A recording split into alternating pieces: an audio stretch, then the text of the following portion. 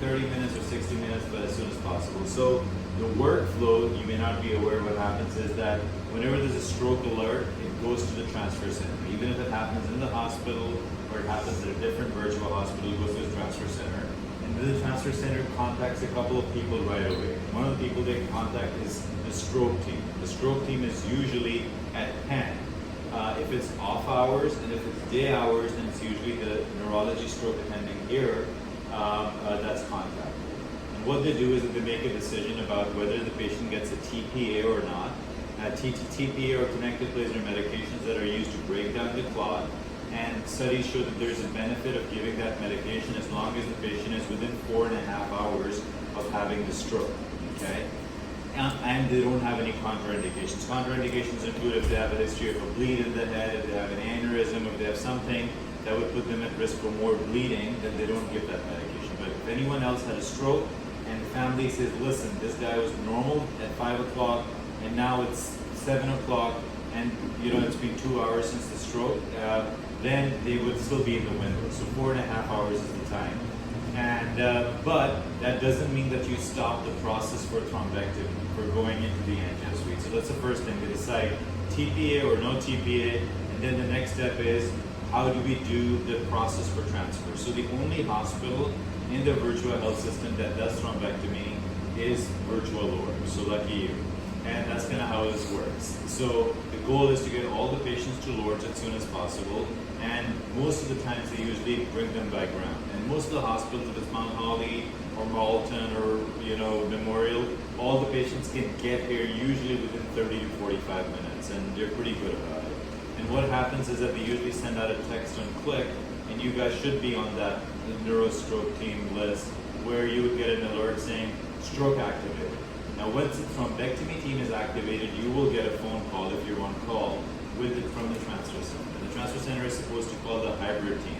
And the hybrid team will have two people. One person will be the nurse who's on call, and the second person is going to be the tech who's on call. So either if it's John, or if it's Vanessa, or if it's Pete, one of the techs, I think it's important for you guys to have their contact numbers too, because sometimes there's miscommunication. You don't know if it's a real stroke or not, and you can be like, listen, you're on stroke call, can you let me know if it's real so I can come in? And the goal is, the target is for you to be in the hospital from the activation to be leaving the hospital as soon as possible, but the goal is less than 30 minutes, okay? Because until you get here, nothing will set into motion. So that's one piece. So nursing and tech is a hybrid team, and the second piece is anesthesiologist. And so they'll call the anesthesia team as well. And what will happen is that they will book the case, or my APP or someone on call will book the case in the OR. So all these three things are happening in parallel, and of course they inform the attending too. So I think whenever you're on stroke call, it's important for you to know who's the tech, who's the attending on call, and sometimes there will be fellows covering. So the fellow that covers the case usually is a Penn fellow. So he's my fellow or working at Penn that will come over. This coming year, we, however, only have one fellow. So some days there'll be a fellow, some days there'll not be a fellow. So it's not a very reliable method. But if they're there, then fellows can help a lot in the work. It's an extra body that can help with the work. So let's just suppose stroke has been activated, you're on your way in. Now anesthesia cannot bring the patient into the room until the room is ready. And what does the room ready mean? And Rebecca and other nurses can chime in into that.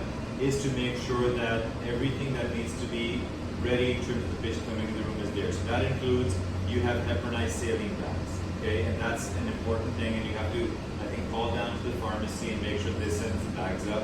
Since I've been here, we've never had issues with that. They're very good. Make sure you always ask for 4 or 5 bags, and they're all with heparinized saline. You usually put, I think, 5,000 units of heparin per liter. That's how they're prepared, and they send them up. And all these bags have to be de-aired, okay? And that's something that I think at some point we should go over. That basically means that you hold the bags up, the air rises up, then you put a needle in, and you basically aspirate out the air with a syringe so that the fluid level comes all the way up. The most important thing is, and some of you have been in the hybrid shadowing, is that you cannot have air or blood clots in the brain. The two most important things is, if you remember that, there's nothing more to remember in terms of safety. So as long as you make sure there's no blood clots, as long as you make sure that there's no air bubbles, and we're good. some of that responsibility falls on the tech and the surgeon, of course, but on your end, you have to make sure that the bags are the air and make sure there's heparin in the bags. The heparin prevents the blood clots, and if there's no air, then there's going to be no air in the bag. So that's something that you can make sure that's fine. Now, what do you have to do once the patient gets in the room? So when the patient gets in the room, you have to be, this is interesting. So when you're a nurse, someone may tell you, listen, you're supposed to circulate in terms of pick out equipment, get the medications ready, and document. It doesn't matter. When there's a stroke, you should be all help. I'm willing to help with wherever you need me. There's no definition of roles where you're like, listen, I'm a nurse, I'm not going to do it. As a surgeon, I would push out the trash, I would be willing to help with the bags, whatever I can. There's no delineation. The goal is to help the team to get the stroke patient taken care of as soon as possible. And if you don't know anything, just ask questions, and that's your easiest way out. Nobody minds questions asked, but people mind if you're just sitting back and be like, I don't know anything. Okay? So that's, I think, an important rule. That's more of a work ethic thing than anything. So once the patient gets in the room, you help anesthesiologists and the techs to get the patient on the table. Once the patient gets on the table, we have to decide if we're doing the stroke awake or if we're doing it under general anesthesia. If we're doing the stroke awake, which probably happens in 10-20% of the cases, then the anesthesiologist will just give some medications to relax them, but they have to make sure that they're strapped into the bed. And one important thing is you have to make sure their head is straight on the table. You can't have the head turned looking up and stuff, because when you take these pictures, the head has to be straight. So that's important. And you may have seen in the hybrid, yesterday you were there, right? You saw how they were like taping the head and making sure that that's okay. So I think that's an important thing to get used to. And if you set it up right at the start, then it's a lot easier. Harder patients are awake as they move around. The other important thing, the second thing that anesthesiologists do is that they put an arterial line. And this is usually an awake arterial line, which basically means that the patient is usually awake, and give them some light, okay, you put an arterial line. Because the goal is you cannot have the blood pressures drop when they're having a stroke. Because if the blood pressures drop and a blood vessel in the brain is already blocked with a blood clot, they can have a major stroke and you're already making things worse. So the best thing you can do is making sure that they get an arterial line so you can help the anesthesiologist by bringing the ultrasound in, making sure they have all the stuff in and everything. Once that is done, an important question you have to ask the tech or the fellow or the surgeon is, are you going through the groin or going through the radial artery? Okay? And I would say that when I do strokes, every surgeon is different. I probably do 60-70% strokes through the radial and 20-30% through the groin. Some of my other colleagues do 99% through the groin. But groin is a very common way of going in and doing a stroke. And the workflow for that part is very similar to what you do for an angiogram. So a patient comes in, you basically have to shave the groins right away and prep both the groins. Even though we're accessing the right groin most of the time, you always have to prep both the groins to make sure they're good. And then if the anesthesiologist is going to do GA to put the patient to sleep, and we have good people. Now, other important thing is, depending on what we're doing, you always have to check the pulses and the legs. So if we're doing groin, you have to make sure they have good pulses, and a lot of these people are sick, they're vascular valves, and you may not be able to feel a pulse. So then you have to use a Doppler to make sure their Doppler will put a mark on it to make sure that's documented. That's pretty standard for any vascular case that we do. The second thing is that they have to have a pulse ox. Separate pulse ox, they're very good about it in the hybrid. They have a separate pulse ox on the foot that you're going to decide you're going to access, or on the wrist or the thumb that you're going to access. So all that is done. And then the specific thing is that if you're going to do radial access, there's a separate radial arm board that goes on the table that allows you to position the arm. And that's where there's overlaps. There's going to be techs that are going to be helping out. But if you know that, Lisa Golger is a very good example of a very good hybrid nurse. Okay? She's very quick in terms of jumping in and helping the techs and stuff. And once she's back working, she would be a good person to kind of lean on. So basically put the arm in, position the hand, and then we're basically good to go. After that, everything the tech takes over. Now, how do you help the tech? You help the tech by making sure they have all the appropriate equipment. And this is variable. Some techs are very organized, so there's an angio pack that comes in that has most of the disposable stuff. That has syringes, that has lines, that has catheters, all of that stuff in there. But there's a lot of expensive disposable stuff that has to be opened. So the organized techs are going to be unsterile. They're going to open up the pack sterilely, and they're going to start opening up all the equipment quickly, and then they're going to scrub in and set up. But a lot of them don't do that. So what you have to do is that you have to ask them, what do you need? And often what they will do is that they make a stack of all the boxes that need to be opened, and they'll go ahead and scrub in. And then you have to open those boxes thoroughly, so you have to be comfortable kind of knowing what to open and everything. And then you have to save the wrappers. And when you save the wrappers, it's because you have to scan them so the hospital can charge a bill for them and all that stuff. A lot of people, what they do is, just to save time because there's so much going on, is what they do is they take all the wrappers and they put them in one of those plastic bags so you can scan them later, and though you don't lose them. Because if you start scanning and the surgeon is like, oh, why is the groin not prepped, or why is this not done, then you're not pulled out. And if the patient is still not in the room and you're early and stuff and the equipment is open, you can start scanning all that stuff. The other thing is sometimes the case is not booked. Like you'll try to go and document, and there's nothing in Epic. You're like, how do I document all that? At that time, you have to be proactive. You have to call the front desk or call the transfer center, make sure they put the case in so you can open it up and start out. Okay. Now, the other thing that's controversial is timing and documentation of timestamps. Those timestamps are important because that's what determines how good we're doing compared to stroke centers around the country. Whether or not our patients are coming in time, whether or not we're giving them or providing them good stroke care, and you're the checkpoint for that. Because if your numbers are off, then the whole stroke center certification can fall into a problem.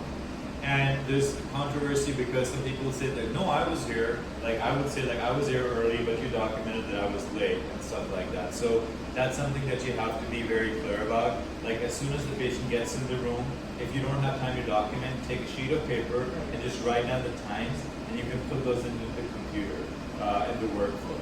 And it's hard for me to show you the workflow, but if you sit down with like Aaron or Sarah, or one of the nurses who are trained, they can actually go through the whole workflow. It's all very organized. It tells you time the patient gets in the room, they say time the patient was induced, it gives time for the A-line, they say time for the access. So the most important ones are time when the patient gets in the room, time when access is done. And all people, the interventionists and fellows are very good and say access time, they announce it as soon as they get access. And all you have to do is look at the clock and write down that time.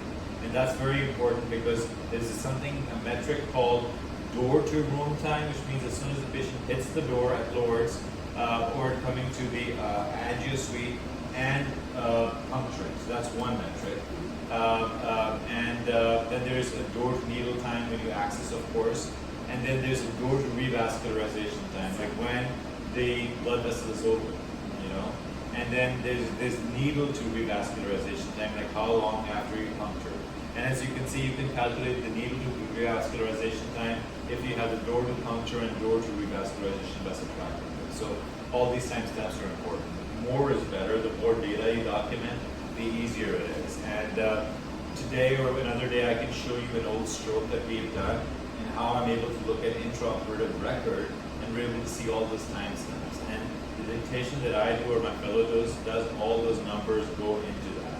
And we have a stroke coordinator by the name of Don who wakes up on Monday morning and looks at all the strokes that comes in. And for him, he's like an information sponge. So if he has the information at the right places, he's happy and then he tells everyone everything is fine. But if some information is missing, then it becomes a problem. So now the patient is there, the patient is asleep, the table is ready, the equipment is ready. Now what will happen is that they cannot put any of the sterile equipment on the table until the sterile drape is on. And the drape that they use has a total of 4 holes in it. Okay, 2 holes are for the groin and 2 holes are for the radial, but we only use 3 holes. So we put 1 hole on the radial if we're going radial, and we always put things on the groin because if this fails, it can easily switch over to the groin. So if someone says I'm going to go radial, that doesn't mean that you don't have to prep the groin. You always have to prep the groin because that's the fallback strategy. And sometimes the other way works too, like if they're like, oh, we cannot do groin and we have to go radial and we have to do that. But you have to ask the surgeon preference, like what they would prefer. Now the other thing that happens is that once the patient is on the table and the sterile drape is on, then you have to spike the bags. Okay, so what happens is that Pete or one of the techs would have already prepped the lines, and the way they prep the lines is that they take a syringe. And I think that's something that we haven't done in the past, but I think nurses should be comfortable in prepping the lines as well, because they do it at Penn as well. And I think you guys are going to go to Penn at some point for that training one of the days to see what happens. So basically what you do is that you take one of those drip lines that comes in the pack, you attach a 3-way stopcock to it, and you attach a 60cc cement with saline and inject backwards until it fills backwards until all the way to the chamber. And there's no air. And as soon as you see that, you clamp off that tubing and it's ready to go.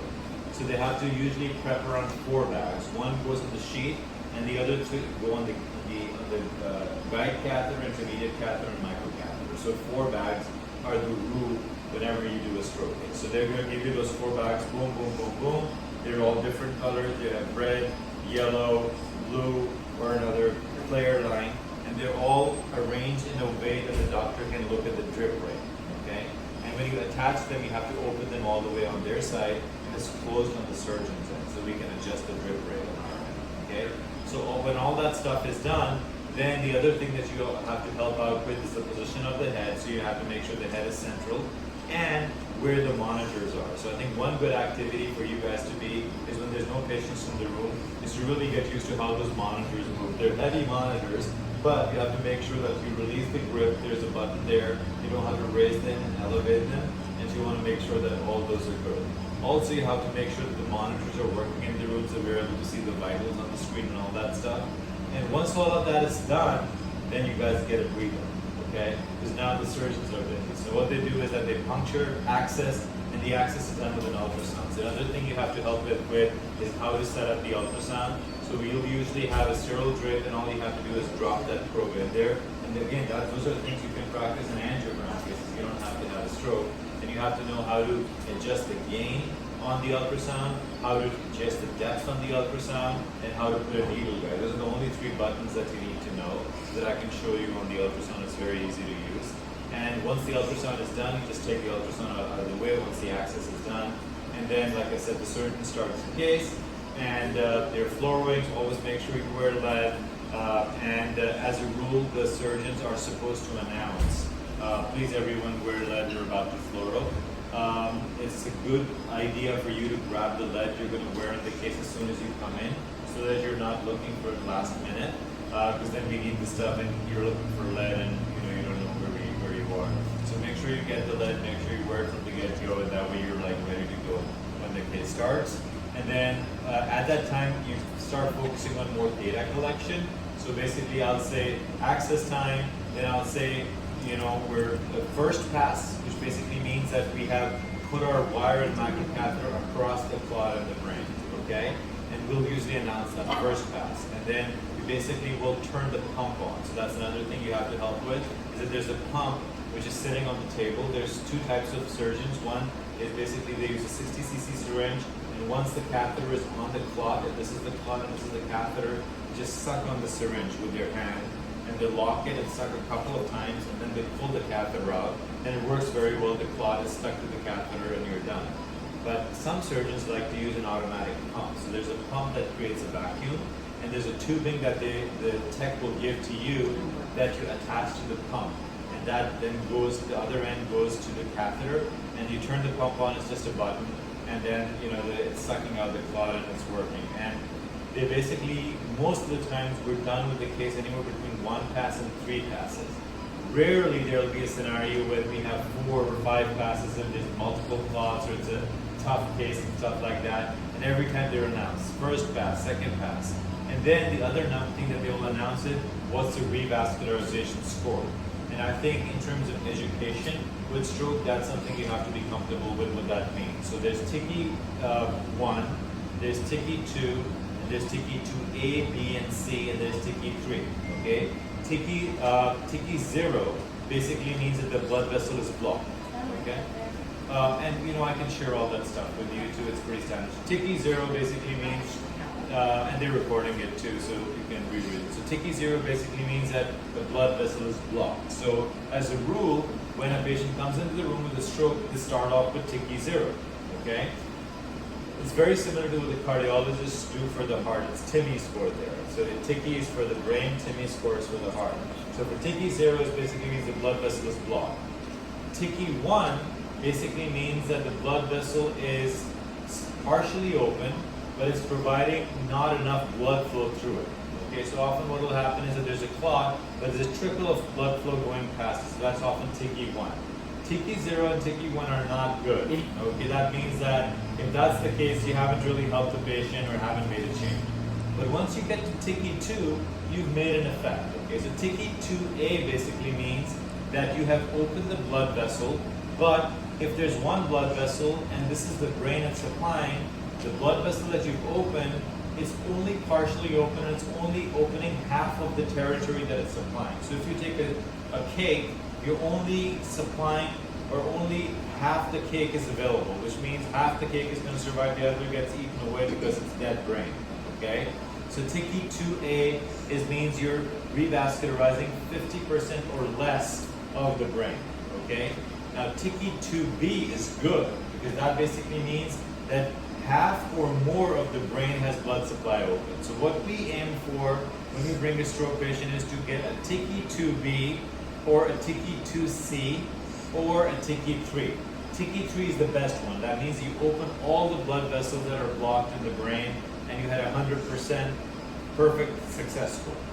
TICI 2A means that you open some blood vessel, but there's still some clot there, and you open up less than 50% of the blood flow.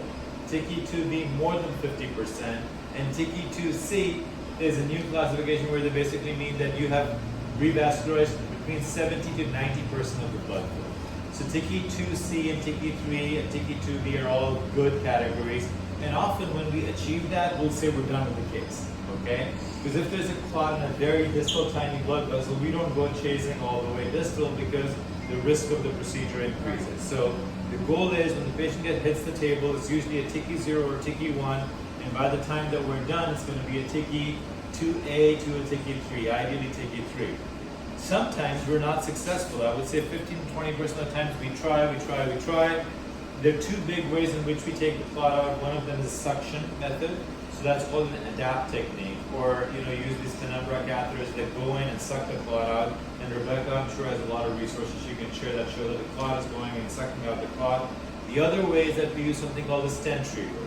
Okay, so there's this stent retriever called Solitaire or Trevo that basically looks like a little stent, but it's attached to a stick, so it never detaches. It's welded onto it, and all that you do is that you put that stent in that area of the clot, and you turn the suction on, and you put the stent out along with the suction catheter. And what that stent does is that it marries the clot. It almost like engages the clot so that it's stuck to it, and then you can take the clot out. So what we will often do is we will try the suction technique. If that doesn't work, then I will tell you, go ahead and open the stent retriever. So that's one product that you will open after we have started.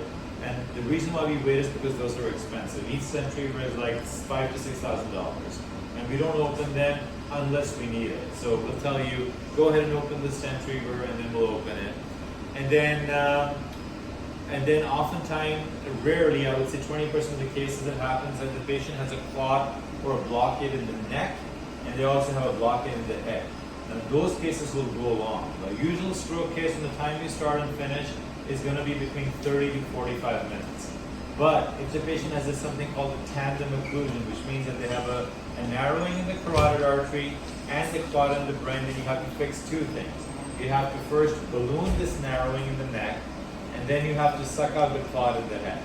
And if the ballooning is not working, you have to put a stent in the neck, okay? So those cases are a little brutal. Those cases will be long. They could go anywhere from 1 hour to 2-3 hours, okay? And in that case, we'll usually tell the anesthesiologist, listen, we're doing an angioplasty, so watch the heart rate. So whenever we're doing angioplasty, I don't know if you guys were in the T-car I did yesterday, we always tell them, because putting a balloon in the neck drops the heart rate.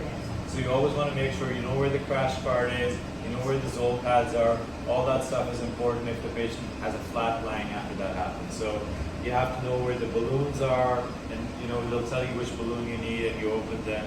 I think a good activity may be for us to just look at those cabinets and be like, where is what located, so that you have a general idea where things are.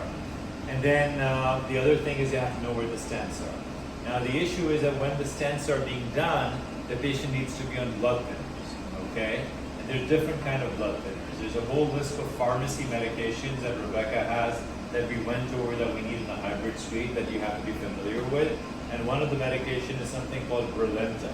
And often what we'll do is that we will put an OG tube down the patient, and the anesthesiologist or you guys have to give the crushed pills of aspirin and Brilinta through the Toomey syringe, okay?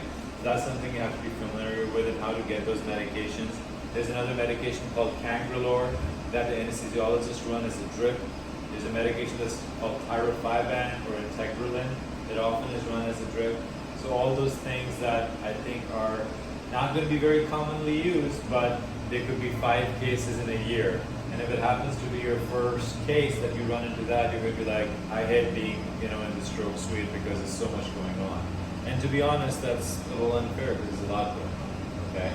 And then finally, the most important thing is that they'll tell you a Tiki score, and then they'll take all the catheters out, and then it becomes closure time. Okay. So there are 2 ways to close. If they close the wrist, they will put a TR band on, and you have to document what time the TR band goes on. And I think that's where I'm having the biggest issue, because somehow our template doesn't document the closure time well. And I think we have to go back, and we can talk to Adriana, but you always have to document what time the closure goes on, what time the TR band goes on. And if it's the groin, they will say what time the angioseal, which is the device that they open, goes on. If they're using angioseal, they will ask for a new set of gloves.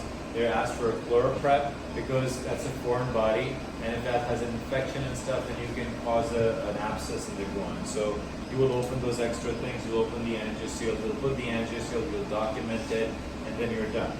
The other important thing is you have to know where the leg-knee immobilizers are kept, because once patients have an angioseal in the groin, they cannot bend their head, because if they do, and if this pops open, they can get a retroperitoneal bleed. They can get a bleed that goes into their belly, and they can die. Okay? So you have to monitor all their things. You have to monitor their heart rate, you have to monitor their blood pressure, you have to monitor the pulse ox, and all those things you have to keep an eye on. You are the gatekeeper. If you don't pick it up, and the doctor or the anesthesiologist are in a hurry and they don't pick it up, and someone is bleeding, they could die by the time they're in the ICU. So all those things are very important to have an index of suspicion in terms of what's going on and stuff. Now the other question that you're supposed to ask is how long the patient has to lay flat. If the patient has an angioseal on, it's usually an 8 French and it's usually 6 hours flat time. So when you sign out the patient to the ICU, you also have to tell them this was the time for hemostasis closure time. And then they will say, okay, we'll calculate 6 hours from here. The other important thing is that you always have to make sure that the APP or NP or resident, whoever is on, they put an order for a CAT scan. Every patient that gets a thrombectomy goes from the hybrid suite directly to the CAT scan. And you have to accompany them to make sure there's no blood clot in the head. There's rare scenarios if things go south and there's a massive blowout or blood clot in the brain, they may have to be rushed to the OR, and then they have to call the open OR team in. And then they have to call the transfer center and all that stuff. Rarely there's vascular complications. The surgeon is going through the wrist or the groin and they nick the blood vessel, or they cause a dissection, or they cause a problem. Often they have to call vascular surgeons in the room to bail them out or help them out. So that may not be something that's completely out of the norm, but can happen once or twice a year. And you have to be comfortable calling the transfer center, getting them to call vascular surgery so we can talk to them in all those contexts. So good to have the key numbers that you need for all the people, the transfer center, for the tech, for the surgeon, for the fellows on your key so that you know who to contact. Once the patient is out of the room, if there's multiple strokes, you got to call for a stat claim and all that stuff is important. But that's pretty much it. I mean, that's kind of the workflow from the time that a stroke person has a stroke and they get a phone call to the time that you're done. And I think it's a lot more to do than just being a circulator in the OR. Because it's a little unique, and the timestamps are so important because that's what determines our stroke certification. And often surgeons and techs will ask you for a lot of stuff, and you're still doing one thing. It's not because they don't realize that you're doing a lot of things, and some circulating nurses can get aggravated and be like, just let me do one thing. And all you have to do is say, doctor or someone, let me finish this and I'll get to it as soon as possible. All they want to hear is that you heard them, okay? They just want to, they don't want to feel like you're ignoring them and something is not in, the wheels are not in motion. And then, like I said, the anesthesiologists, CRNA are very helpful. The fellows are very helpful. Sometimes I can scrub out and grab something if you're busy. All you have to do is ask for help and communicate. And if you communicate, then it's very easy. The problem happens if the nurses are not comfortable and they get unhappy, they get angry and be like, what's going on? Nobody's listening to me. I don't know how to do things. But while we're going through the process of training you, you have to say, listen, I'm comfortable or I'm not comfortable. Because if you say, listen, I'm ready to go and I'm comfortable, and you get called in for a stroke and you're like, listen, I'm out of sorts, then it's more on you because you never said that, you know, you have questions and stuff. So it's kind of a two-way communication thing. But I think that's pretty much the workflow in 99% of the cases for the stroke. Sometimes it'll happen, you'll get called in for a stroke, and by the time the patient gets here, the patient is better because the TPA works in 25% of the cases. In that cases, you just get out of here and go home. Okay. So that's basically, in a nutshell, what it'll look like. I think you got to get familiar with the medications. You got to get familiar with the equipment in the heart rate room, how to turn the table, how to straighten the table. I think that's an important thing to learn. How to know the equipment in the cabinets, where they are. Ultrasound we talked about, where all the knee immobilizers, those things are. Where are the important phone numbers, where all these wires are kept and all that stuff, that's important. And know the transfer center number, the front desk number, and then you're good to go. But the biggest thing that you do to protect yourself is document. And often what Lisa does this good thing where even though she documents it in the case flow thing, all the times and stuff, but what she often does is that she has those times and she puts in a little note, a progress note at the end, and she has this template and she just puts those times in there.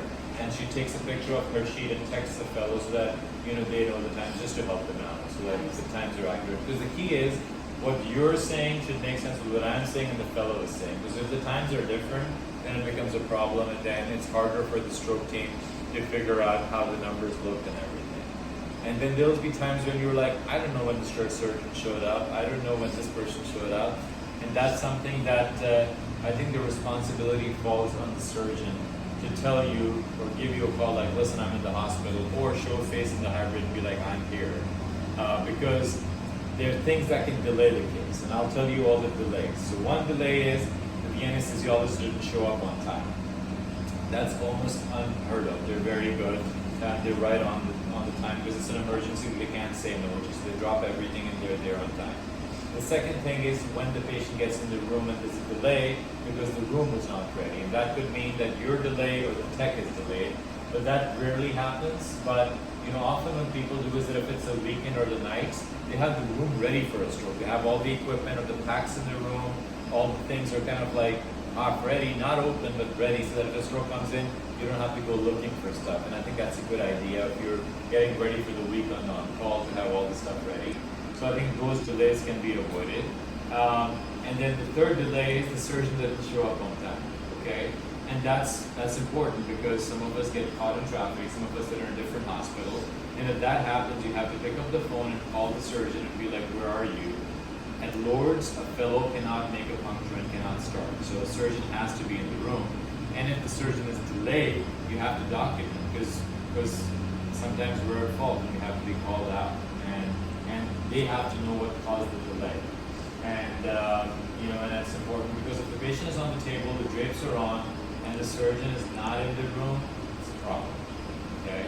And then you have to call the surgeon, if they need to call someone else for help and stuff, that has to be figured out. But if there's like a long delay, and they're like, what's the reason for it? Then they always need a reason to put in. And sometimes it's like the patient was sick, the patient was having an MI, or like we couldn't get a hold of the family, or there was some delay in the ER, there was delay with the transporters, there was a scanner was broken down. All those things could happen. But I think it's important to know if there's a delay, what's the delay? Because they're going to come and ask you the next day, well, you were the nurse in the room, what was the delay? And you should have a reason, one of those categories figured out.